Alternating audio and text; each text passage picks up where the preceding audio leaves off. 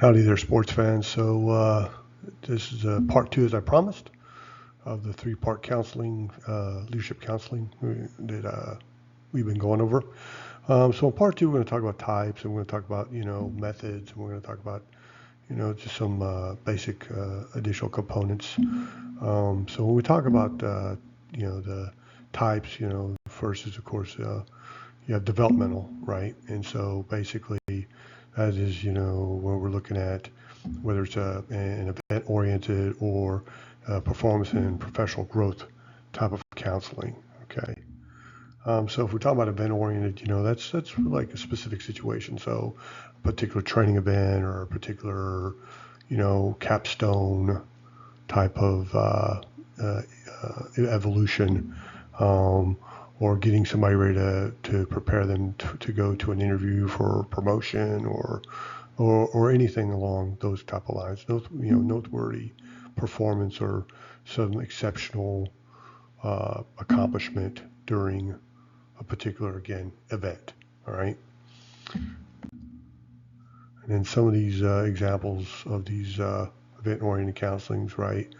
Superior performance or substandard performance, right? Is a reception integration. That's an event. Someone first arrives and you want to get them in. Crisis, or a very an event where maybe loss of a loved one or next of kin or something. Referral counseling, based upon they're struggling with something and you don't have the capability, so you want to refer them to a particular assistance. And then you have again promotion counseling, and then separation counseling. That's when you're going to request that they are no longer part of your team, right? Or they're leaving. Um, so when we talk about these specific incidences, right? Again, superior or substandard performance, right? You're going to tell them whether it was the standard or the goal, right? And what they did specifically right or specifically wrong. And if it's a combination, well, I always advise you start with what they did right, and then you can, get them to hopefully understand that you're going to be objective. So if you talk about criticisms, things they didn't do so well, they're going to be more receptive to your recommendations. Again, uh, the key to this is you want to talk about the specifics, right? And you want to do this, of course, timely, which means, as close to when the event has occurred. You don't want to sit on this. You don't want to wait, because after a while, memories fade and people's judgment becomes a little bit cloudy, and just it just is not as relevant anymore. So when we talk about again some more instances, right? Again, we want to talk about in those specific actions that they did or that you observed, whether they were superior or not superior, right? Or substandard, right? And again, you want to emphasize the action, not the feelings or the personality or any of that type of perception and subjective. You really want to talk about, um, what you specifically saw, and depending, we'll talk more about this, their level of maturity is who's going to really give the more directive or less directive guidance, right? And so basically, when we talk about, these counselings, it should be, routinely, it should be regular, it should occur, whether it's after specific events or just on a timely basis, whether you think it's, that person might need weekly counseling or, counseling every month, counseling, and midterm and end of semester, beginning of semester, midterm, end of semester. However, just it should occur with regularity and predictability. So when you counsel people for substandard, right? you gotta try to figure out whether it's a lack of abilities or is it just an attitude, um, and then understanding that it will help you develop that plan with them to improve either their skills, right? And we talk about the corrective training here. We're not talking about like, okay, corrective PT. I mean, unless that's what their substandard performance is. Their substandard performance is, physical fitness. Well, sure, yeah, that would make sense. But let's just say that their substandard performance is they are really bad at keeping the room clean. Doing a bunch of push-ups is not going to get them to clean that room up. Maybe you might need to go back through and teach them yet again to make sure they know how to make their rack properly and store away things in accordance with your SOP and pick up after themselves. And it might require more inspections, maybe, early morning and afternoon and early evening inspections, till they built those habits and those abilities to do it properly. So just make sure when you think there's corrective training, the corrective training is not really designed as a punishment or punitive. It's really designed to, again, because you think there's a lack of knowledge or abilities or skills that can be corrected with additional training. Okay. So when we want to counsel for specific performance, right? Here's some actions for you, right? Make sure the person being counseled knows what they're being counseled for. Be specific, right? Blunt, okay? Be blunt about it, right? And then why is it unacceptable, right? And again, it's not about someone's personality or likes or dislikes. It's about, this is what the standard is. And don't allow it to be deflected. Well, if they start saying, well, why are you talking to me? Other people are doing this or not doing this, right? And then it's like, well, I'm not here to talk to you about them. I'm here to talk to you about you. So why don't you stop worrying about them and let's get focused on you. So redirect that back, okay? And then what does the effect of those behaviors or actions, right? Or substandard performance on your organization, right? Not about you, but about your organization, okay? Listen to the subordinate's response. The objective here is not to debate necessarily. The objective here is to obtain perspective and influence their perspective, right? And then again, I don't say remain unemotional, but remain professional, remain composed. That's a better way of saying it. Remain composed. And then, of course, figure out how you're going to teach them if they just don't seem to understand what the standard is. Now, if it's a willful disobedience of the standard, they know what it is. They're just, complacent or willfully and selectively disobedient. Well, then that could be more towards directing your counseling towards making sure they understand what the punitive measures could result in, right? So that way, later on, when they start getting punished or they get involuntarily, separated, which means kind of like being fired or kicked out, well, they can't argue to anybody or complain because, no, you were told this. And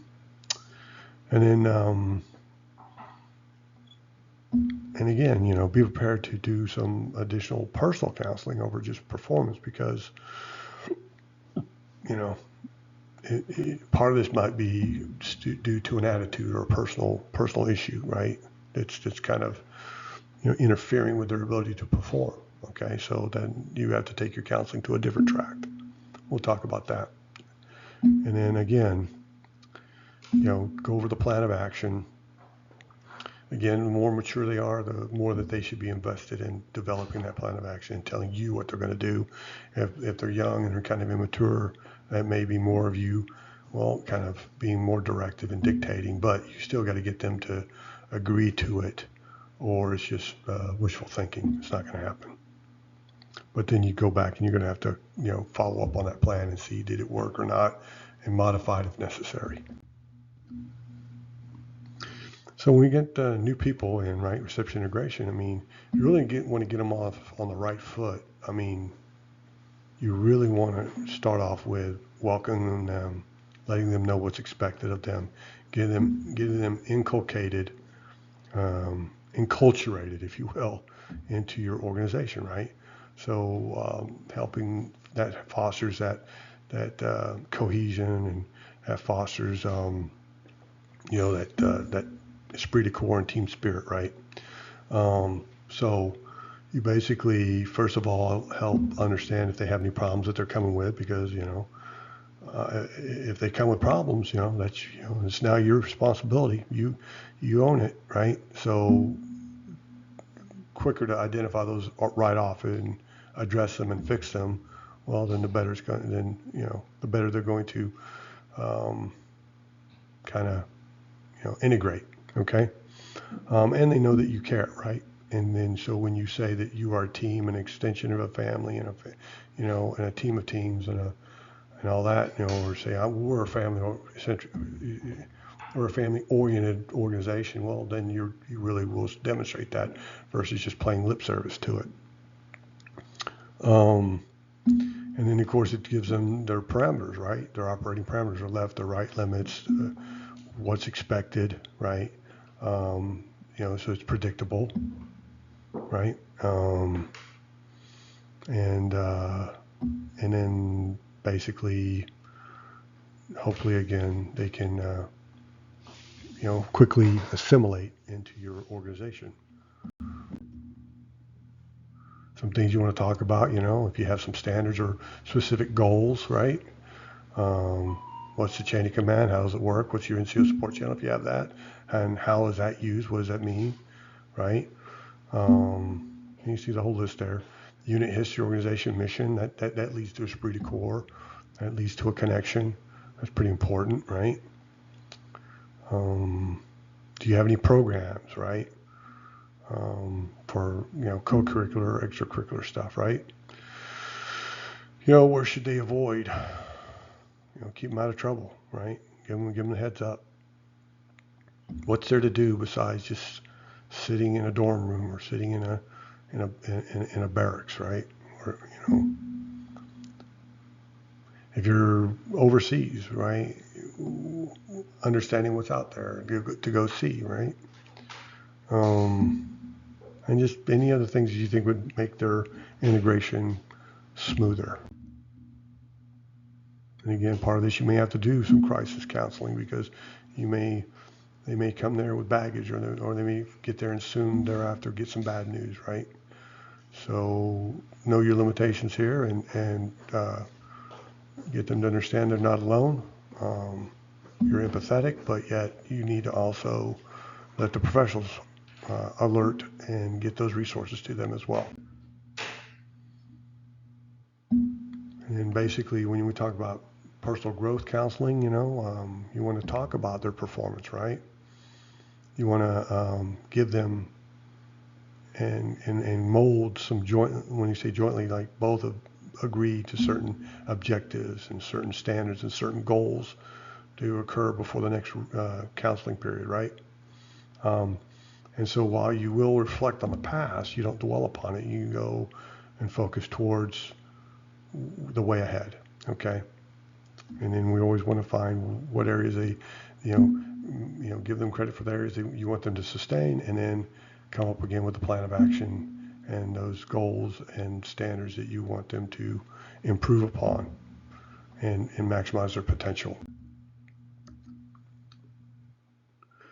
So basically, performance counseling is required not only for the military with officers, NCOs, but also in civilian evaluation systems, right? And these are mandatory face-to-face. When we say face-to-face, it's not like, here, read this, sign it. It's a dialogue. These are important. And so basically, you've got to use these systems in order to, again, demonstrate that you are maximizing their potential. You're being objective. You're being fair. You're being forthright with them. Should you need to look at somebody for promotion, or should you, again, look for somebody to possibly separate, right, from your organization?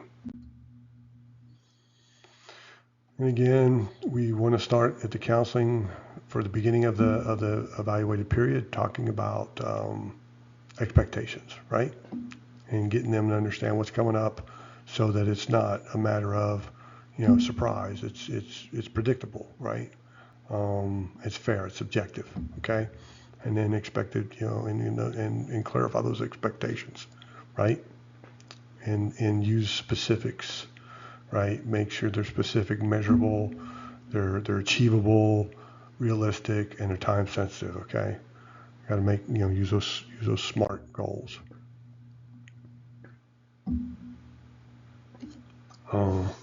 So you have your expectations, performance objectives, right? Appropriate standards. Again, you're going to give them the tools, and you want them to succeed. You do not want them to fail. You want to give them the maximum opportunity. Now, somebody say, "Well, that was never done for me." Well, okay, fine, learn from that. One of the things that I've always found ironic is when people say, "Well, we've always done it this way, and it's good enough for me, and it's going to be good enough for them." Yeah, that's not how top learning organizations and elite organizations operate. They improve constantly. They evolve constantly. They master and then get better and realize when something is obsolete. They reevaluate and change and grow and re-implement. And so, yeah, that's something to really think about with your subordinates, right? If you want an organization to not just survive but thrive, it has to evolve, right? And doesn't mean you necessarily cast everything off that might be, in some people's minds arcane or anachronistic, but there are plenty of things that have far outlived any practical usefulness. And so this is one of those things, counseling, that if you invest into it properly and you do it right, you're going to see the payoffs in your subordinates, which again, their success is your success. Again, we're going to include the plans for them, right? And again, specific, and these goals, right? And then again, always when we review, we talk about objectively their strengths, and then we talk about their areas for improvement in that order, okay? And then when you say pathway to success, a roadmap to success, right? But it's not necessarily what you might seem as success. You need to also look at what they understand success to be. And so when I say that, it might sound confusing that, well, it's about as simple as, like, for me, my roadmap to success as an infantryman was quite different than a logistician's roadmap to success and career achievement, right? It's just two different roadmaps. It could be the same way in an organization where, while you're in the same department, one person has these types of responsibilities, and it may not necessarily be that you're grooming them or developing them or mentoring them to replace you, because they may not be able to, within that confines, take your job, right, if you move up.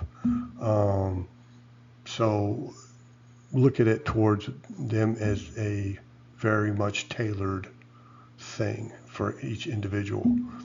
In the Corps of Cadets, some cadets are going to commission, but that's the minority. The majority are not going to commission because that's not what they're in the Corps for. They're in the Corps for a variety of reasons. But so when we want to counsel them as a cadet, well, we want to look at what's going to really be that they can take from the Corps that can make them successful as, in government service or in the civilian sector versus, in the military sector. It's two different things.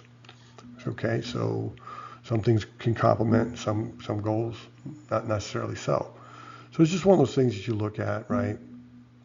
But this is really talking like towards military here, but it's the roadmap, right?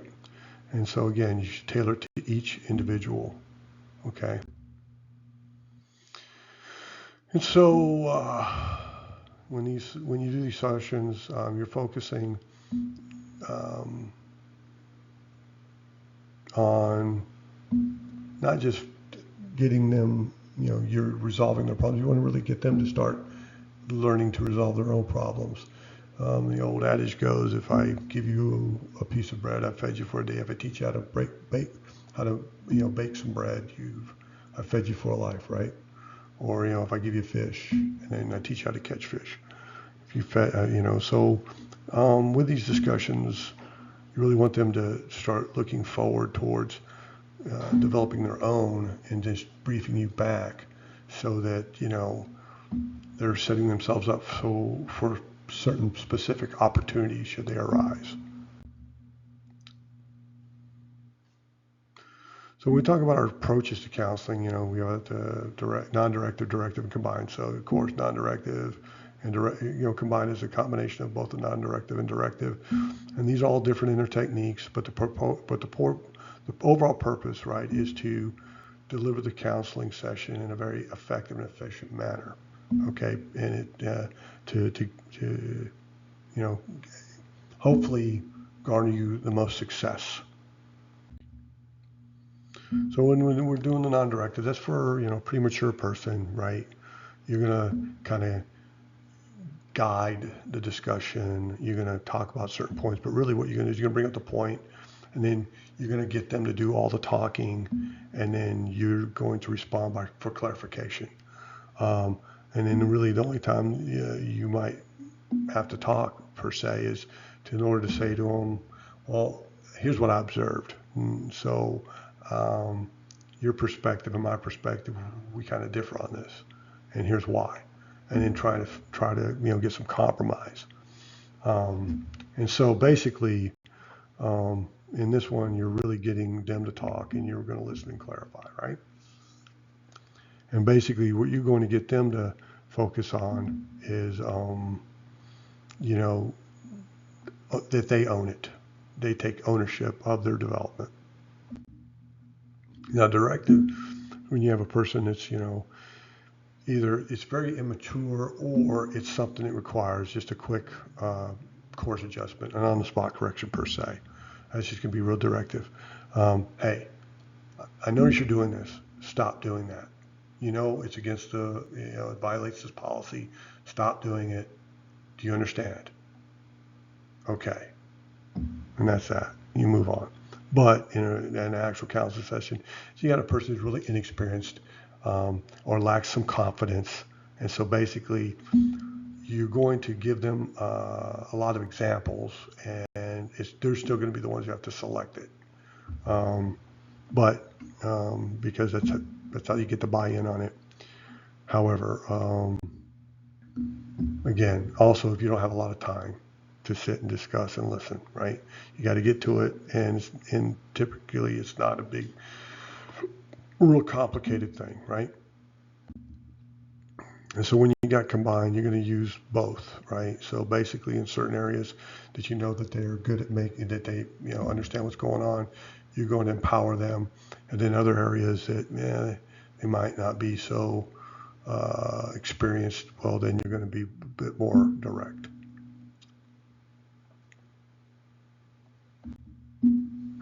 So if you look at this chart here, you got advantages and disadvantages to each, right?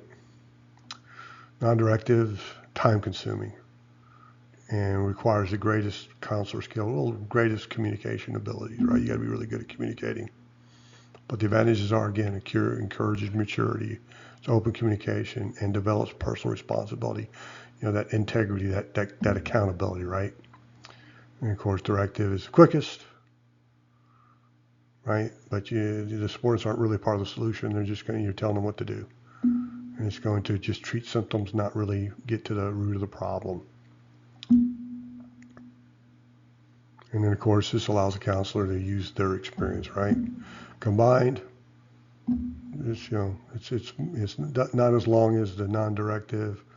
It still does empower certain areas in communication. And then, of course, but it may take too much time for some situations.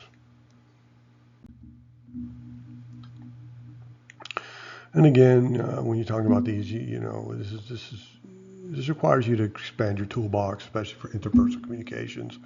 being able to really look and listen and, record if you need to, and then ask follow-up questions or clarification questions if necessary, um, and build relationships really. So here's some things that, for non-directive, suggesting alternatives, recommending, persuading, advising, right? Do a lot of advising. And of course, remember we talk about corrective training. The leader assists in that, and it's a training to correct the substandard performance, right, and improve those skills that would eliminate that substandard performance, right? And you got commanding, right? It's just giving them a clear order, right? Precise, exact. There's no equivocation, right? That they fully understand what will happen or the consequences for failure or disobedience. So that's going to end the part 2. So for the next one, part 2, we'll talk about the counseling process, and I'll show some examples. That are sanitized, of course, of some counseling outlines and some methods and things that can occur during a counseling session. This should be recorded again because the record is of the discussion, the points that were made and received. Okay, and so it's thank you for your attention. It's about that time, and until next week we get to part 3. Have a good day.